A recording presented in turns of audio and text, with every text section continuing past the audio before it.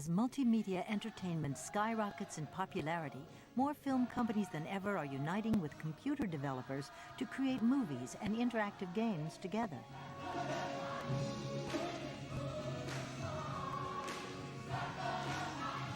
Celebrating with fanfare worthy of the hit film itself, Disney and Virgin Interactive Entertainment have just released the Lion King video game. It's the first time a movie-based video game has been released while the film is still playing in the theaters.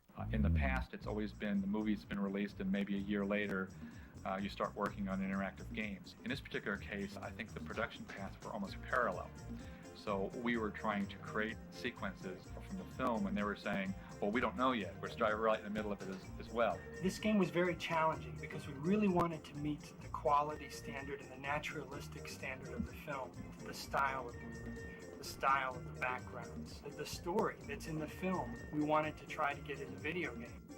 The game developers were also inspired by the film, especially the main character, Simba, the lion cub. One of the first things we realized was that we could use the story of the movie in the video game directly, because this was a hero's journey, and it's all about Simba's trials and tribulations through a variety of environments. We have voices from James Earl Jones, Jeremy Irons, Cheech Marin, and Jonathan Taylor Thomas. So there's a great correlation between seeing the movie and playing the game.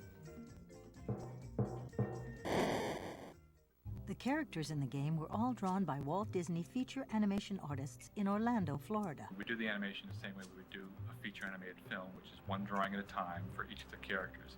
It's all hand-drawn. It's all done by animators and animation teams. Everybody brings a lot of different ideas, and everything is wide open. Animating a four-legged animal is challenging, especially an interactive character who must respond instantly to a variety of commands. The cat, if he jumps in midair, wouldn't all of a sudden jump and turn the other way. He'd have some actions where he turns around. Physics would carry him a certain way. So we have to make these things appear to happen instantly and still apply the same sort of naturalistic feel that the film has. The young Simba has the fluffy paws that they're consistently flopping around. He's happy-go-lucky and playful. So I try to incorporate that attitude into the game. As he ages, he moves slower. You have this 400-pound animal now, so you have to consider the weight. We try to watch animal gestures and try to incorporate that into our drawings, and yet put a little bit of ourselves into the drawing too. After Disney perfects each frame of moving animation, the drawings are sent to Westwood Studios, where their artists scan them into computers, then colorize and size them to the game's dimensions. The environments that you see are actually a very technical and very creative process. A computer background artist uses small squares or blocks of patterns to create the images you see on the video game. The individual squares are put together in hundreds of different combinations to build the natural-looking world you see Simba in. Of course, what ties all the animation together is Simba's story. There are 10 unique levels in the game, and they're designed to explore Simba's maturation from cub to adult. You start off with Simba sort of bouncing around as a little cub, but that's just where the fun begins, because then you get to play an adult lion. As an adult lion, he's a very formidable creature. There are two bonus rounds in this game, one where you play Timon and one where you play Pumbaa. In the film, there's a great sequence where they're eating bugs, and it's sort of gross, but it's sort of funny. So we really try to focus the bonus rounds in the game on Timon and Pumbaa eating bugs. It's very fast-paced. There's different characters to play, different experiences, new levels, new graphics, and every time you play the game, you'll find something different. In the elephant graveyard level of the game, there's a skull that is right out of the movie. So kids will say, wow, look at that. I'm not just watching a game, I'm playing the movie. We're excited about the Stampede because it's told from a totally different perspective. Young Simba is running directly at the camera with the wildebeest behind them. It gives the player a chance to become Simba. Both feature films and Westwood worked really hard to give each of the enemies a lot of character. The hyenas especially can jump and snarl and snap and do just a million different things, and it's all very, very beautifully articulated through the Disney animation.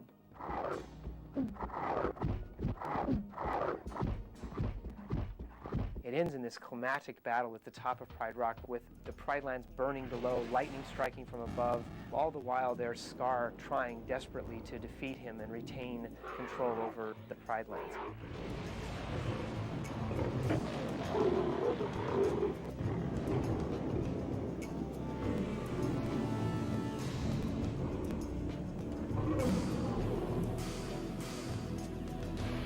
The process we've gone through the Lion King game is really the same as any production. Because you're trying to do something unique and it's never been done before and you can't draw from anybody's experience. It's creative chaos, but the final result is for every part of that process, there are bits of magic that are dripping down, and it's our jobs to sort of catch all that stuff and collect it to make sure that none of it's lost and it's always there to be built on and preserved. And ultimately, that's what makes a difference on that final project.